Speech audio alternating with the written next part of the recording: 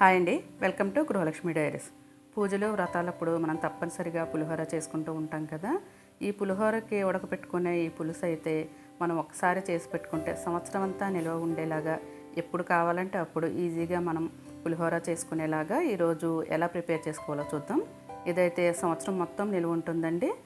మనం తయారు చేసుకున్న చింతపండు పులుసుని మనం సంవత్సరం అంతా ఎలా స్టోర్ చేసుకోవాలి, ఎలా వాడుకోవాలి అనేది ఈ వీడియోలో చూపిస్తాను, కాబట్టి స్కిప్ చేయకుండా చూడండి. మనం ఎన్ని రకాల పులిహోరాలు ప్రిపేర్ చేసుకున్నా కానీ చింతపండు పులిహోర అదే మొదటి స్థానం కదా. కాబట్టి దీనికోసం చింతపండుని తీసుకోవాలి. ఇదైతే చింతపండు నేను స్టోర్ చేసుకోవడానికని ఎక్కువగా కొంటానండి. అందువల్ల మేము అది సంవత్సరం అంతా నిల్వ ఉండే విధంగా ఈ విధంగా ముద్దల్లా చేసి ఫ్రిడ్జ్లో స్టోర్ చేసుకుంటాము. ఇక్కడ నేను తీసుకున్న చింతపండు అయితే 400 గ్రాములండి. ఈ చింతపండు పులుసుకి కావాల్సిన పదార్థాలన్నీ కూడా ఇక్కడ నేను 400 గ్రాములకి సరిపడగా చూపిస్తాను. ఈ చింతపండుని ఈ విధంగా విడిగా ఇలా తీసుకోవాలండి. దీనిని ఒకసారి శుభ్రంగా కడిగి పెట్టుకోవాలి. చింతపండు మనకి దొరికే సీజన్లో ఎక్కువ మొత్తంలో కొనుక్కొని దానిలో ఉండే ఈనెలు, చింతగింజలు అవి ఉంటాయి కదా, అవి పెంకులు లాంటివి ఉంటే వాటన్నిటిని కూడా శుభ్రంగా తీసేసుకుని చక్కగా ఈ విధంగా ముద్దల్లా చేసుకుని ఎండలో ఒక 2 రోజులు ఎండలో పెట్టేసేసి తర్వాత దాన్ని ఫ్రిడ్జ్లో స్టోర్ చేసుకుంటే సంవత్సరమైనా కానీ పాడవకుండా బాగుంటుందండి. ఈ విధంగా శుభ్రంగా కడుక్కున్న తర్వాత ఈ చింతపండులోకి కొంచెం వేడి నీటిని పోసి నానబెట్టుకోవాలి. ఈ విధంగా నేనైతే ఒక 1/2 లీటర్ నీళ్ళు అయితే తీసుకుని వేడి చేసుకున్నాను. ఈ వేడి నీటిని చింతపండులో పోసుకుని కొంచెంసేపు ఆ విధంగా వదిలేస్తే ఇది చక్కగా నాని మెత్తగా అయ్యి ఉంటుంది. ఈ చింతపండు మొత్తం కూడా ఈ నీళ్ళల్లో మునిగే విధంగా పెట్టుకోవాలండి. ఇలా మొత్తం ఈ చింతపండు అంతా కూడా నానే వరకు కొంచెం సేపు ఒక 10 నిమిషాల పాటు పక్కన పెట్టుకోవాలి. ఇలా తీసుకున్న ఈ చింతపండు గుజ్జుని సంవత్సరం అంతా కూడా ఎలా స్టోర్ చేసుకోవాలి, ఎలా వాడుకోవాలి అనేది ఈ వీడియోలో చెప్తాను, కాబట్టి స్కిప్ చేయకుండా చూడండి. 10 నిమిషాలకి ఈ నీళ్లు కూడా కాస్త చల్లారి ఉంటాయి, కాబట్టి దీనిని ఇప్పుడు గుజ్జులాగా మొత్తం కూడా పిసుక్కోవాలండి. ఈ చింతపండులో ఉన్న గుజ్జంతా కూడా బయటికి వచ్చే విధంగా. ఇది ఒక్కసారితో అయితే మొత్తం గుజ్జంతా రాదు, కాబట్టి ముందుగా మనం పోసుకున్న 1/2 లీటర్ నీటికి ఈ విధంగా అయితే ఉంది. దీనిలోని గుజ్జంతా వచ్చే విధంగా పిసుకాలి. ఇలా తీసుకున్న ఈ గుజ్జుని మనం ఇప్పుడు దీన్ని స్ట్రైనర్ సహాయంతో వడకట్టుకోవాలండి.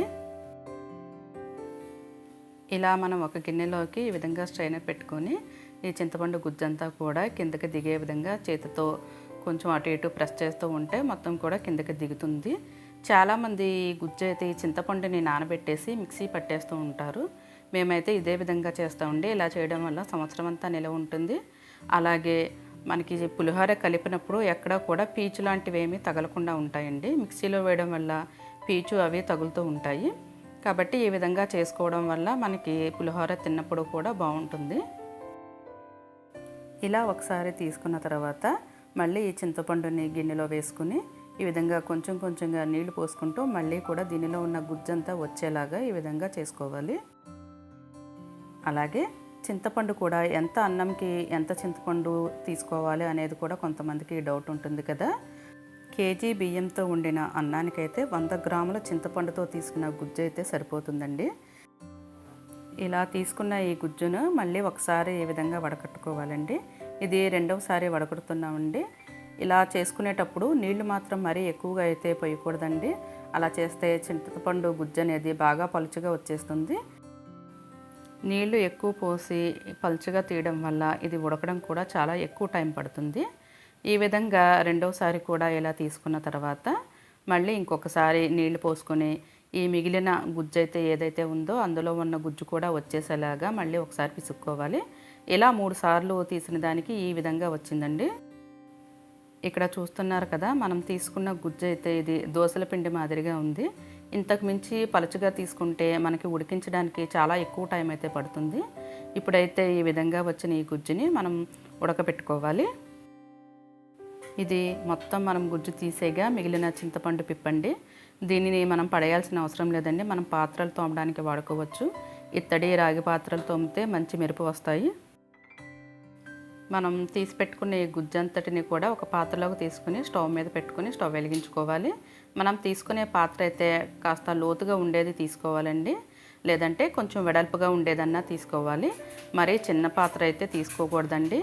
మనం ఈ గుజ్జు ఉడకపెట్టుకునేటప్పుడు ఇదైతే బాగా తోలుతుందండి, అంటే పైకి చిందడం అది ఉంటుంది. కాబట్టి లోతుగా ఉన్న పాత్ర తీసుకోవాలి. ఇది కాస్త ఉడకడం స్టార్ట్ అయ్యే వరకు కూడా హై ఫ్లేమ్లో పెట్టుకుని ఈ విధంగా కలుపుకుంటూ ఉండాలి. మీరు మా ఛానల్ని ఇంకా సబ్స్క్రైబ్ చేసుకోకపోతే తప్పకుండా సబ్స్క్రైబ్ చేసుకుని మా వీడియోస్ని లైక్ చేసి సపోర్ట్ చేస్తారని ఆశిస్తున్నాం. అలాగే మా వీడియోస్ గురించి మీ అభిప్రాయాన్ని కామెంట్ రూపంలో తప్పకుండా తెలియజేయండి. ఇది కాస్త ఉడకడం మొదలయ్యేటప్పుడు మనం దీనిలో వేసుకోవాల్సిన పదార్థాలు ఏంటో చూద్దాం. ఇప్పుడు దీనిలో స్పూన్ పసుపు వేసుకోండి. ఇది నేను పెద్ద స్పూన్తో అయితే తీసుకున్నా. మీరు చిన్న స్పూన్ అయితే 1.5 స్పూన్ల పసుపు అయితే వేసుకోండి. అలాగే 3 స్పూన్ల ఉప్పు వేసుకోండి. ఇక్కడ పసుపు ఉప్పు అనేది తగ్గించి మాత్రం వేసుకోకండి, ఎందుకంటే పులిహోర కలిపేటప్పుడు మళ్ళీ వేస్తాం కదా అని దీనిలో మాత్రం తగ్గించకండి. ఇక్కడ చూపించిన విధంగా కాస్త ఎక్కువగానే ఈ విధంగా వేసుకోండి, ఎందుకంటే మనకి ఇది సంవత్సరం అంతా నిల్వ ఉండాలి కదా. మనం కావాలంటే పులిహోర కలిపేటప్పుడు అన్నంలో తగ్గించి వేసుకోవచ్చు. అలాగే 3 టేబుల్ స్పూన్ల వంట నూనె కూడా వేసుకోవాలి. ఇప్పుడు కొంచెం బెల్లం ముక్క కూడా వేసుకోవాలండి. ఇక్కడ వేసుకునే బెల్లం అయితే ఇక్కడ వీడియోలో క్లియర్గా కనిపిస్తుంది కదా, ఈ మాత్రం ముక్కని వేసుకోవాలండి. ఇది పులిహోరకి బెల్లం వేసి పులుసులో ఉడకబెట్టడం వల్ల ఈ చింతపండు పులుసు మనం పులిహోర కలిపినప్పుడు చాలా టేస్ట్గా ఉంటుంది. మీకు ఇష్టం లేకపోతే బెల్లం స్కిప్ చేయవచ్చు. ఇక్కడ వేసిన బెల్లం ముక్క అయితే 20 నుంచి 25 గ్రాముల వరకు ఉంటుందండి. ఇవన్నీ కూడా వేసుకున్న తర్వాత ఒకసారి బాగా మిక్స్ చేసుకోవాలి.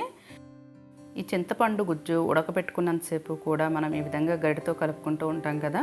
ఇలా కలిపినప్పుడు ఈ గరిటెతో పైపైన కలపకుండా గిన్నె అడుగు నుంచి కూడా బాగా కలుపుకుంటూ ఉండాలి. అలా చేయకపోతే అడుగున మాడిపోతూ ఉంటుంది. ఇది కాస్త ఉడకడం మొదలయ్యే వరకు కూడా హై ఫ్లేమ్లో పెట్టుకుని కలుపుకుంటూ ఉండండి. అలాగే ఇది ఉడికేటప్పుడైతే బయటికి బాగా తూలుతూ ఉంటుందండి, అంటే బయటికి బాగా చిందుతుంది.